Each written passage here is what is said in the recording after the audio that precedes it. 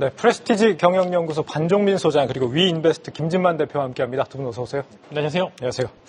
자, 증권가에서 기여움을 맡고 계신 우리 반종민 소장님 오셨네요. 아, 예. 네, 원래 증권가의 저희 성투의 기여움은 이충원 대표님이 맡고 계셨는데 이 대표님이 이번에 중국 출장을 가셨습니다. 네. 그 자리를 잘 나와주셨고요.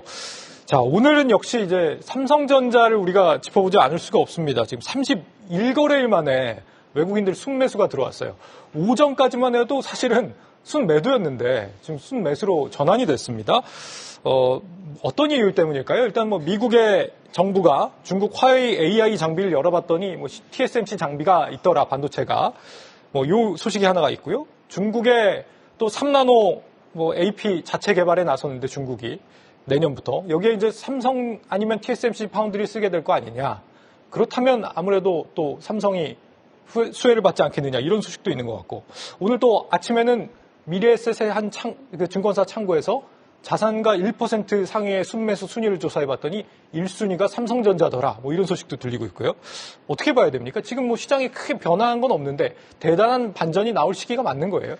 예, 뭐 반전이 다이나믹하게 나오기에는 좀 시간이 걸릴 것 같고요. 네. 이게 지금 그 반도체 수출입 동향 데이터나 이러한 그 분위기는 그렇게 크게 문제는 없는 것 같습니다. 다만 이제 오늘 삼성전자가 상승한 이유는 지금 아까 앵커님께서 말씀하셨던 TSMC에 따른 내용이 좀 어느 정도 부각이 되고 있다 보니까 그에 따른 영향을 좀 미친 것으로 판단이 되고 있거든요. 그래서 이 내용을 좀 살펴보실 때 뭐냐면 저번 주 금요일 때 TSMC와 엔비디아 간의 좀 갈등에 대한 내용들이 좀 있었습니다. 그렇다 보니까 지금은 이렇게 되면은 TSMC 산하의 그 SK 하이닉스와 이렇게 연관점이 좀 있는데 삼성전자에 대해서는 오히려 이 지금 엔비디아와 TSMC 간의 갈등을 오히려 좀 긍정적으로 바라보고 있을 수 있다. 이런 내용들도 같이 접목되다 보니까 오늘 지금 TSMC에 대한 내용에 대해서는 삼성전자 쪽에 좀 분위기가 연출되는 것으로 좀 보고 있고요.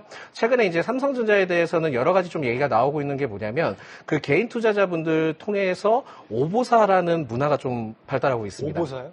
예, 그래서 5만 원이 보면 무조건 사. 뭐 이런 문화가 좀 발달이 되고 있는데 네. 그만큼 지금 삼성전자 쪽에 대해서 지금 저평가로 좀 어느 정도 생각을 하고 반발 매수세가 좀 많이 들어오는 것이 아닌가라는 말씀드릴 수 있을 것 같고요.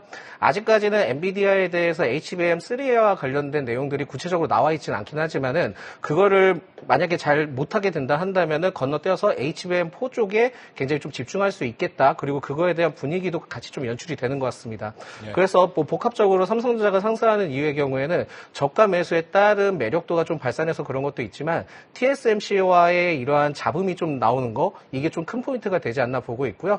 실질적인 부분들은 그렇게 아직까지 크게 기대할 가능성은 없지만은 최근에 이제 삼성전자 쪽에서 경영진이든 쇄신의 분위기를 좀 연출을 하고 있기 때문에 이게 만약에 한 번 정도 전환이 되고 그렇게 된다 한다면은 중장기적 관점으로는 그래도 관심을 가져볼 필요가 있지 않나라는 말씀드리겠고 네. 최근에 이제 3분기 때 들어서 환율이 굉장히 좀 꺾이는 모습들을 보여줬는데 4분기 때부터 또 환율이 상승하다 보니까 그걸 통해서 수출에 대한 기대감도 남아있다 보니 4분기 때 실적에 대한 기대감도 같이 좀 연출이 되고 있다 보시면 될 것 같습니다. 네. 네, 삼성전자, 다들 아시겠지만 개인 투자들이 정말 많이 샀죠. 최근에 외국인들을 많이 팔았고. 그래서, 월요일, 화요일쯤에, 이런 기회들이 많이 올라오더라고요. 삼성전자 결국에 눈물에 손절을 했습니다. 아까 이제, 5만 원 되면 산다라고 하셨던 분들이 한 네. 5만 9천 원 정도에 샀다가 5만 8천 원이 설마 뚫리겠어라고 했는데 뚫리니까 바로 이제 손절을 하시는 그런 여러 가지 글들을 봤는데 역시 이런 부분들이 이제 개인 투자자들이 결국에는 항복 매물을 내어놓고 이제 본전이 와서 이제 본전에 마무리하고 이제 외국인들에게 수급을 넘겨주는 그런 그림들이 사실 좋은 그림은 아닙니다만 일단은 예. 외국인들이 사려면 당연히 개인 투자자들이 좀 팔아야 되는데 지금 계속적으로 사다 보니까 외국인들은 그냥 팔 수밖에 없는 그런 상황이었고요. 사실 이제 대외적으로 그렇게 녹록치 않은 상황은 여전히 유지가 되고 있고 아마 오늘 상승세가 지속될 거라고 장담할 수는 없습니다. 그렇지만 일단은 매도세, 외국인들의 매도만 안 나와도 그래도 적정 주가는 6만 원 이상은 갈 수 있다라는 그런 기대감들도 반영되는 부분들이 있기 때문에 지금 또 만약 올라간다고 이제 또 저점인가 아니라 사시기보다는 한 5만 8천 원 이하에서 사보시는 게 중요하다라고 보고 내일 하이닉스 실적 이후의 반응까지 좀 지켜보시면 좋을 것 같습니다. 당장은 그냥 기술적 반등 정도로만 생각을 해보시고 너무 빠졌기 때문에 나오는 그런 반발 매수세 정도로 생각을 해보시는 게 좋을 것 같다. 아직은 좀 조심하자 이런 말씀이시네요. 네, 맞습니다. 알겠습니다. 오늘의 장안의 화제거리들 이마영 캐스터와 알아보시죠. 네, 전약 후각의 흐름을 보여주는 우리 시장입니다. 양지수 모두 고개를 든 가운데 오늘 장안에서 어떤 화제가 있을지 함께 확인해 보시죠. 첫 번째 화제는 지상철도 지하화입니다. 서울시가 지상철도 전 구간 지하화를 본격적으로 추진키로 했습니다. 지상철도 구간 중 무려 94%의 선로를 지하화하기로 했는데요. 사업비는 25조 6천억 원 규모로 알려졌습니다. 오늘 관련해서 업종 흐름 함께 체크해 보시죠. 해당 소식이 들려온 시점이 10시 50분경인데요. 즉각적으로 반응하면서 11시경에는 7%대까지 치솟았습니다. 오후 들어서 반도체 쪽으로 수급이 좀 쏠리면서 상승폭을 축소하는 모습이긴 하지만요. 그래도 현재 4%대 상승세 유지하면서 상승률 최상위 달에 위치해 있는 모습입니다. 다음 화제는 실적입니다. 최근 국내 기업들이 어닝 시즌을 맞이하면서 투자자들 사이에서는 옥석 가리기가 필요해 보입니다. 이 가운데 FN가이드에 따르면 코스피 상장사에 대한 3분기 영업이익 전망 눈높이는 계속해서 낮아지고 있습니다. 이번 3분기 영업이익 컨센서스가 59조 5,364억 원으로 집계가 됐는데요. 해당 수치는 3개월 전 대비해서 10% 넘게 감소했고요. 한 달 전과 비교해서도 7.6%가량 감소한 수치입니다. 이렇게 실적 불확실성이란 리스크가 있는 상황에서 어떤 식으로 대응하면 좋을지 바로 이어지는 토크에서 확인해 보시길 바랍니다. 다음 화제는 현대차입니다. 요즘 이슈가 참 많죠. 어제는 인도법인 IPO를, 그리고 내일은 3분기 실적 발표를 앞둔 현대차입니다. 이 가운데 주주원 원 기대감이 높아지면서 오늘 시장에서 관심이 쏠리고 있습니다. 오늘은 주가도 반응하는 모습인데요. 오늘 흐름도 좋고 특히 수급이 좋습니다. 8거래일 만에 외국인이 들어와주고 있고요. 기관의 매수세까지 붙으면서 오후장 견조한 흐름 가져가고 있습니다. 11시경에 가장 가격이 튀어오르면서 2.7%대 강세를 보여줬는데요. 현재도 고점 부근에서 움직이더니 2시 기준으로 2.99%, 3% 가까운 강세 흐름 가져가면서 현재 24만 원대 회복해서 움직이고 있습니다. 마지막 화제 살펴보겠습니다. 바로 전기료 인상입니다. 산업용 전기요금이 약 1년 만에 또다시 인상에 나섰습니다. 서민 경제 부담을 고려해서 주택이나 일반 전기요금은 동결이지만 11개월 만에 산업용 전기요금이 평균 9.7% 인상됐습니다. 이에 한국전력의 주가가 강하게 반응하고 있는데요. 장 초반에는 파란불을 켜내면서 약세를 보였지만 인상 소식과 함께 10시 반경부터 반등에 나섰습니다. 특히 10시 24분경에는 8%대까지 치솟았었는데요. 하지만 역시나 반도체나 일부 테마단으로 수급이 쏠리면서 오후장에서는 그래도 상승폭을 반납하는 모습입니다. 1시 때 1.6%대 상승세를 지나서 이 시각 현재 2% 넘는 흐름 보여주고 있습니다. 지금까지 장안의 화제 이마익이었습니다. 네, 3분기 어닝 시즌이 이제 본격 시작됐습니다. 오늘 발표된 HD 현대마린솔루션 실적 같은 경우는 예상을 크게 웃돌게 나왔습니다만 전반적으로 컨센서스는 이 전 업종에서 줄줄이 좀 하향 조정되는 모습인 것 같아요. 아무래도 뭐 환율이 3분기에는 좀 효과가 좀 떨어졌고 경기도 부진했다 이런 게 원인인 것 같은데 27개 업종 가운데 지금 컨센서스가 상향된 업종은 8개에 불과하다. 뭐 증권, 철강, 기계조선, 은행, 통신, 화장품 등 정도 되는 것 같고요. 그 외에 뭐 나머지는 좀 부진하다. 정유화학과 반도체가 특히 감소가 컨센서스 감소가 되는 대표적인 섹터로 평가가 되고 있습니다. 자, 이렇게 컨센서스가 전반적으로 좀 줄어들고 있다는 건 업황이 지금 추세적으로 이제부터 이제 악화되는 어떤 그 시작점에 와 있다라고 봐야 됩니까? 아니면 3분기만의 일시적인 효과라고 봐야 돼요? 네, 저는 3분기 때 좀 일시적인 효과라고 좀 볼 수 있는 게 뭐냐면요. 일단 환율을 좀 보셔야 되는데, 네. 3분기 때 들어서 7월 달 때 환율이 한 1,800원, 1,380원 정도를 기록을 했었습니다. 근데 9월까지에 1,320원까지 떨어졌거든요. 그렇다 보니까 국내는 이제 대부분 수출을 통해서 굉장히 좀 많이 진행이 되다 보니까 환율이 떨어지면은 결국 이제 수출적인 부분에 대해서는 매출적인 부분들이 좀 감소를 할 수 있습니다. 그렇기 때문에 3분기 때 컨센이 좀 낮아진 것이 아닌가라고 좀 볼 수 있을 것 같고요. 지금은 또 환율이 다시 상승하는 입장을 봤을 때는 4분기 때는 그렇게 뭐 크게 문제가 될 것 같지 않고 네. 수출에 대한 효과에 대해서 결국은 이제 그 양만 좀 줄어들지 않는다 한다면은 오히려 4분기 때는 실적에 대한 기대감이 좀 상당하겠다 보시면 될 것 같습니다. 그래서 3분기 때는 지금 실적에 대한 기대감을 좀 가지기에는 좀 어렵지 않을까라고 보고 있는데 결국은 지금 이러한 상황들을 봤을 때는 3분기 때보다는 4분기 때 그리고 내년까지 좀 지속될 수 있는 기업들 위주로 좀 살펴보셔야 될 것 같아요. 어딘가요, 거기가? 대표적으로는 조선과 그리고 전력 설비 쪽에 대해서는 워낙 이제 수주나 이런 것들이 탄탄하다 보니까 추가 상승할 수 있는, 재무적으로 상승할 수 있는 요소들이 좀 상당한데요.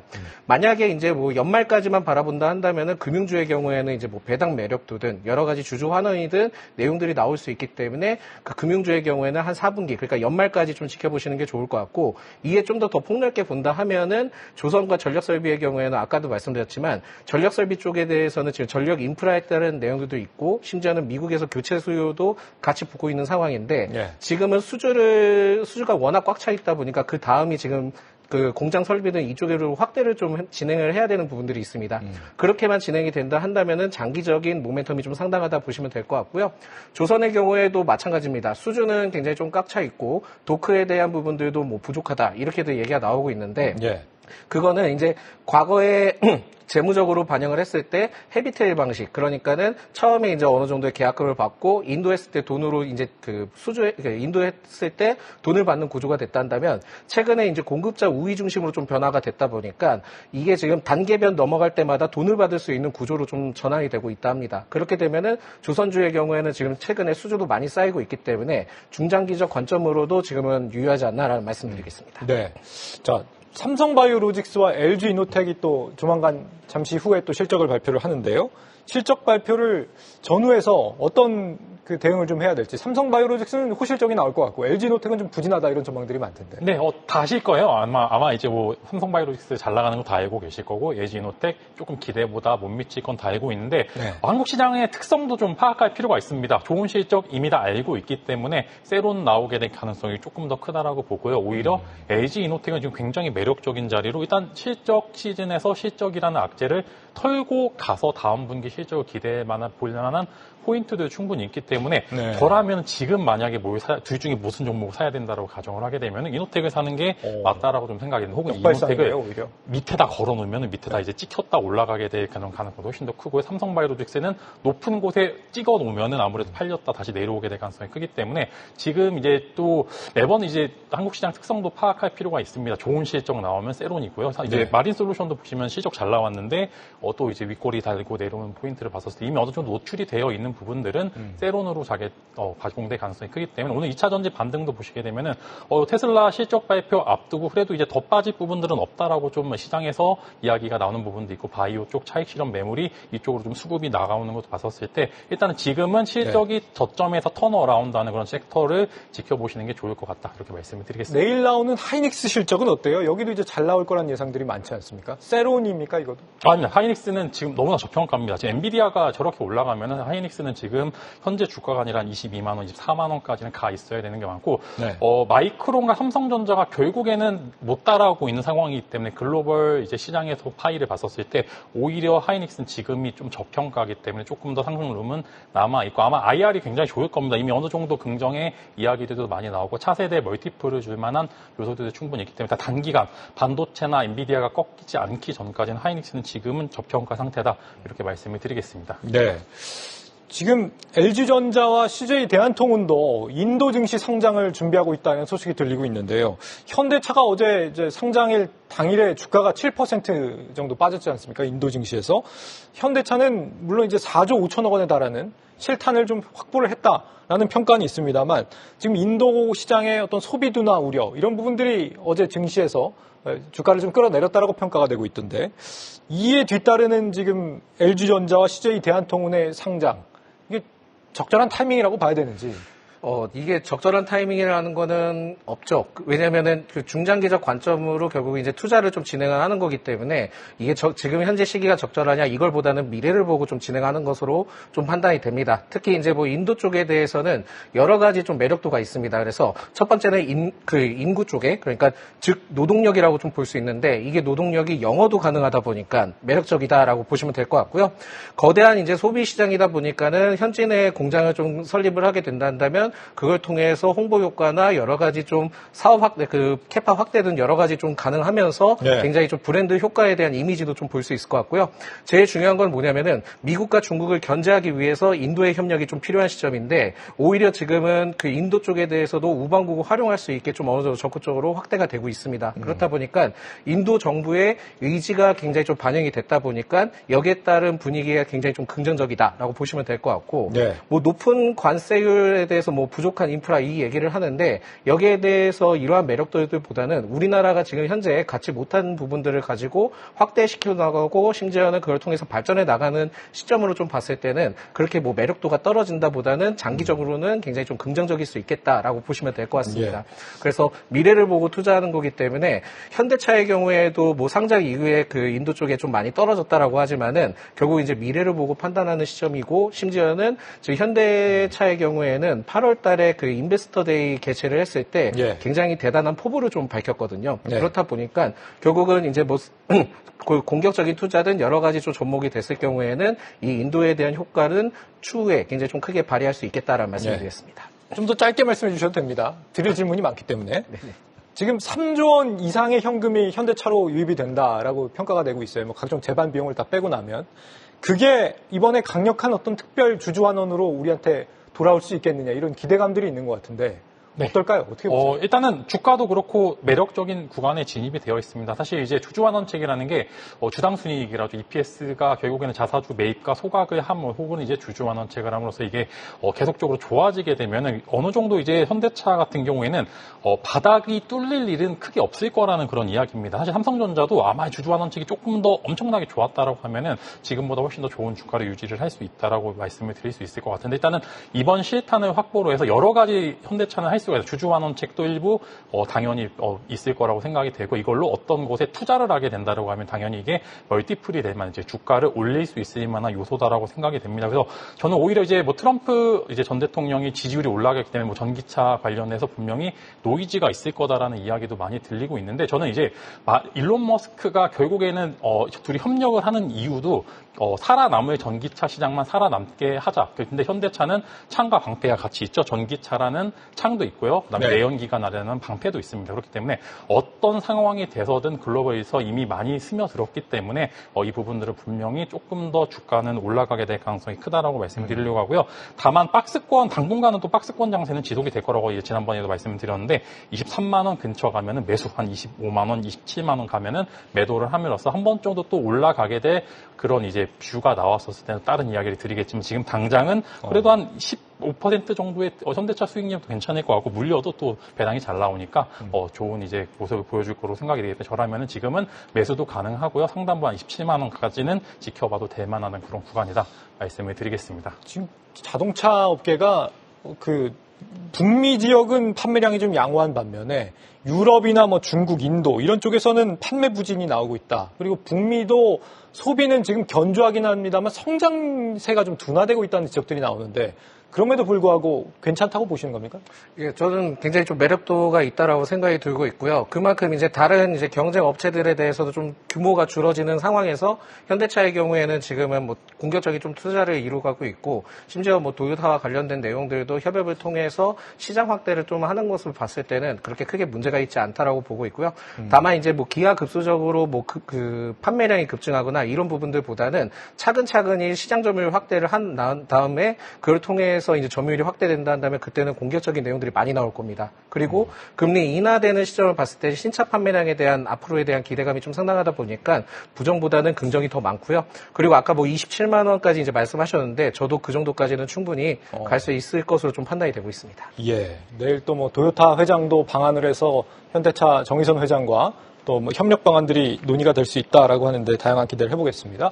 자, 그리고 한전이 산업용 전기료를 지금 평균 9.7% 인상하기로 오늘 결정했죠. 11개월 만에 인상인데 세종 스튜디오 연결해서 영향 한번 들어보겠습니다. 전민정 기자, 이번 인상으로 한전의 재무 구조가 많이 개선이 될까요? 어떻습니까? 일단 산업용 전력 사용량은 전체의 절반 이상을 차지하는 만큼 이번 전기요금 인상이 한전의 적자 해소에 도움이 되는 건 분명합니다. 한전에 따르면 산업용 전기요금이 킬로와트 시당 1원 인상될 때 한전의 전기 판매 수익은 연간 2,700억 원 늘어나는데요. 이번 산업용 인상분 평균 금액 16.1원을 적용해보면 한전은 연 4조 7천억 원의 적자를 줄일 수 있게 됩니다. 정부와 한전은 공식적인 수치를 내놓지 못했지만 이번 요금 인상으로 한전이 안정적으로 영업이익 흑자를 낼 수 있게 되면서 재무구조가 개선될 것으로 기대했습니다. 실제 이번 인상까지 포함해 2022년 이후 평균 50% 가까이 전기요금이 오르며 전기를 팔면 팔수록 손해를 보는 역마진 구간에서도 벗어나고 있습니다. 하지만 수차례 요금 인상과 고강도 자구 노력에도 2021년 이후 한전의 누적 적자는 41조 원에 달하고 있는데요. 부채도 올해 상반기 기준 203조 원으로 불어나 하루 이자 비용만 122억 원이 발생하고 있습니다. 산업용과 달리 주택용과 농사용 전기는 여전히 원가 이하로 공급되고 있는 만큼 한전의 누적 적자 해소와 부채 등을 근본적으로 해결하기 위해선 가정용 요금 인상은 불가피한 상황입니다. 네. 네, 대기업은 10% 인상, 역대 최대폭 인상이라면 부담이 상당할 것 같은데 혹시 앞으로 전기료 추가 인상 가능성도 있을까요? 네, 일단 정부는 현재의 금리 수준과 국제유가 안정세가 지속되는 경우 향후 전기요금 인상 요인이 크지 않을 것으로 판단하고 있습니다. 여기에 추가 인상 계획을 논의하는 것이 아직은 시기상조라는 점도 분명히 있습니다. 최남호 산업통상자원부 2차관은 브리핑에서 현 상황에서 에너지 가격이나 금리, 환율이 유리하게 움직일 것으로 보이지만 내년 상반기에 한 번 더 전반적인 상황을 점검하겠다며 인상 고민 시점을 내년으로 미뤘습니다. 다만 이번 산업용 전기요금 인상분을 적용하면 삼성전자, SK하이닉스 등 전기를 많이 사용하는 대기업은 연평균 1억 1천만 원 내외로 전기요금 부담이 늘어날 것으로 추산되는데요. 정부는 일단 이들 수출 대기업은 부담 여력이 충분한 데다 전체 원가 비중에서 전력요금이 차지하는 비중이 1% 남짓에 불과해 수출 물가에 반영되더라도 국내 물가 등에 미치는 영향은 크지 않을 것으로 내다봤습니다. 하지만 재계는 정부가 대기업의 전기요금을 인상한 것을 전가한 것이 반도체와 AI 등 국내 첨단 산업 발전을 가로막고 기업의 경영활동을 위축시킬 수 있다고 우려를 나타냈습니다. 지금까지 세종 스튜디오에서 한국경제TV 전민정입니다. 네, 전민정 세종 주재기자였습니다. 한전이 참 반응이 없는 종목 중에 하나인데 오늘은 이제 오전까지만 해도 외국인 순매수 1위가 한전이었습니다. 반년 만에 최고 수준을 찍고 지금은 다 상승폭을 반납을 했습니다. 한전에 대한 눈높이를 좀 높여봐도 될지 이제는 두 분의 의견 좀 들어보죠. 먼저 눈높이는 높여봐도 될 것 같은데요. 지금 당장은 아닌 것 같고요. 장기적인 체크를 좀 확인을 해보실 필요는 있을 것 같습니다. 그래서 전기 요금에 따른 인상 효과가 반영이 되려고 한다면은 지금 당장 반영받기보다는 결국은 이제 내년 초까지는 계속 좀 지켜보셔야 되지 않을까라는 말씀드리겠고요. 동사의 경우에는 그래도 좀 기대가 될 수 있는 게 뭐냐면 2020년대 당시 때 매출이 58조 원 그리고 영업이익이 4조 원 당시 때 부채 비율이 187%였는데 지금 현재 매출에 대해서 전망을 하는 게 92조 원의 영업이익 7조 원을 전망을 하고 있습니다. 그렇지만은 부채 비율이 한 500% 정도 되다 보니까 여기에서 좀 여러 가지 할인율을 좀 적용을 한다 하면은 결국은 지금 현재 주가에서 좀 어느 정도 올라갈 수 있는 여력은 있지 않나 볼 수 있을 것 같고요. 결국은 이러한 효과를 좀 더 보시게 되려고 한다면은 당장은 아니고 좀 더 조정이 나왔을 때 그때 이제 중장기적 관점으로는 유효하다. 그렇지만은 지금 접근은 좀 어려울 수 있겠다라는 말씀드리겠습니다.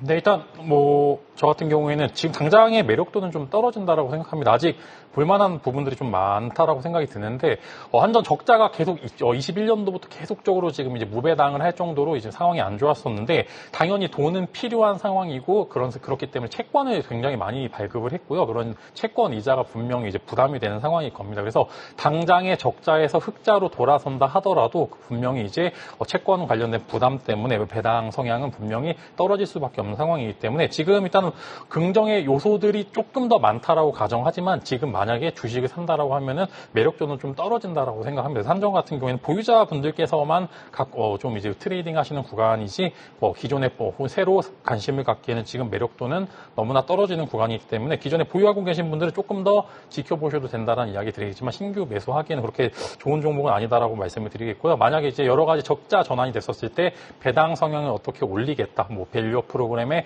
일환이 된다라고 하면 적자 상태여도 분명히 주가는 오를 수도 있고 오를 가능성도 훨씬 더 크기 때문에 일단 저라면은 한전의 신규 매수 매력도는 적고 지금 당장은 기존의 보유자분들만 지켜보는 게 좋을 것 같다 이렇게 말씀을 드리겠습니다.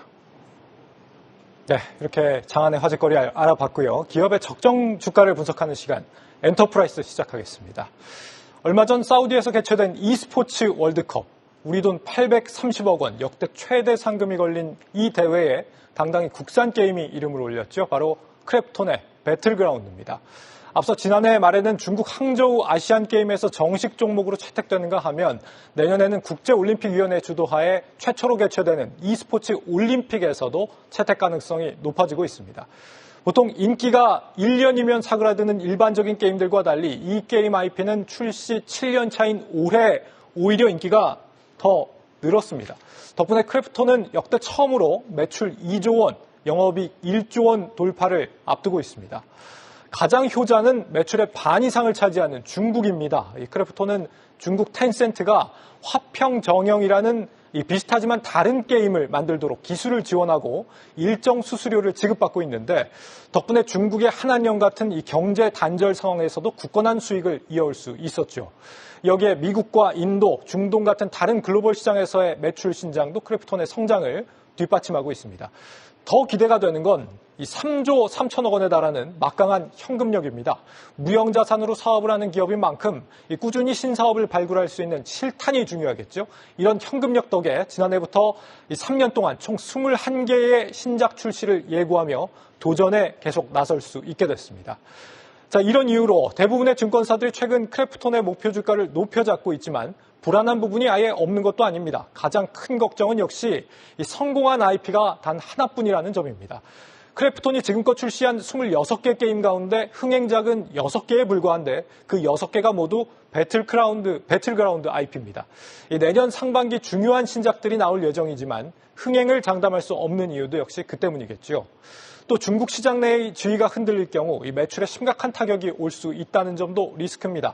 여기에 최근 성과가 나오고 있는 이 인도 시장의 경우에도 중국과의 접경 지역 갈등이 불거지자 이미 한 차례 배틀그라운드 서비스를 중단시킨 전례가 있는 만큼 양국의 지정학적 리스크를 계속해서 예의주시해야 하는 상황입니다.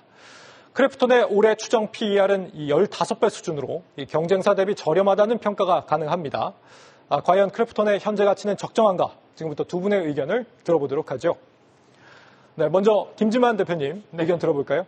일단 크래프톤 방금 설명 잘해주신 것처럼 이제 단일 IP가 가지고 있는 장점이 지금 이제 잘 보여주고 있는 주가입니다. 아무래도 이제 경쟁사에 따른 게임 업체들이 조금 보릿고개를 지나가거나 혹은 이제 게임들이 출시 이후에 좀 기대만큼 못 올라가게 되면서 주가가 좀 바닥을 계속 유지하고 있는 기업들도 많은데 크래프톤이라는 회사가 갖고 있는 이제 배틀그라운드 즉 펍지의 그런 이제 매력도가 현재 주가를 올렸다라고 가정을 하게 되면 여기서 주가가 더 오를 수 있을 만한 멀티플을 줄 만한 요소들이 뭔가를 이제 봐야 되는데 지금 당장 이제 오늘 22일 어제 기사로 나왔던 게 신작이 내년으로 밀렸습니다. 일단 밀렸기 때문에 멀티플은 살짝 축소가 됐고요. 그러면은 크래프톤이 만약에 여기서 40만 원까지의 주가를 보여주려면은 자사주 소각이라든지 혹은 이제 자사주 매입 같은 주주환원책이 조금 더 추가가 된다라고 하면 주가는 40만 원까지 올라갈 수 있다라고 생각을 하고요. 만약에 여기서 별도의 주주환원책 추가적으로 없이 실적 시즌을 맞게 된다라고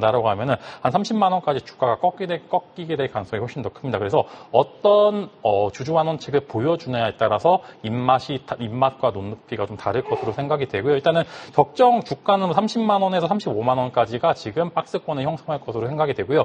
여기서 주주환원책이 추가로 된다라면 40만 원에서 45만 원까지 주가는 형성하게 될 가능성이 크다. 단일 IP가 가진 장점만 보여주게 될 경우를 조금 더 기대를 해볼 필요가 있다라고 말씀을 드리겠습니다.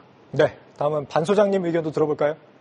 예, 이 크래프톤에 대해서는 상승할 가능성은 좀 남아 있습니다. 이게 왜 그러냐면 다음 달에 이제 지스타 2024가 이제 개최가 되는데요. 여기에서 지금 뭐 인조이 그리고 당컴 모바일, 뭐 프로젝트 아크 등의 신작을 좀 공개할 예정이다 보니까 지스타 2024에 따른 이벤트가 계속 좀 남아 있기 때문에 상승할 수 있는 여력은 좀 충분하지 않나 보고 있고 영업이익률이 한 40% 정도 되는데 작년보다 매출과 영업이익은 3분기 때 좀 증가를 할 가능성이 높습니다만 4분기 때 지속될지는 아직까지 좀 미지수다라고 좀 보시면 될 것 같고요.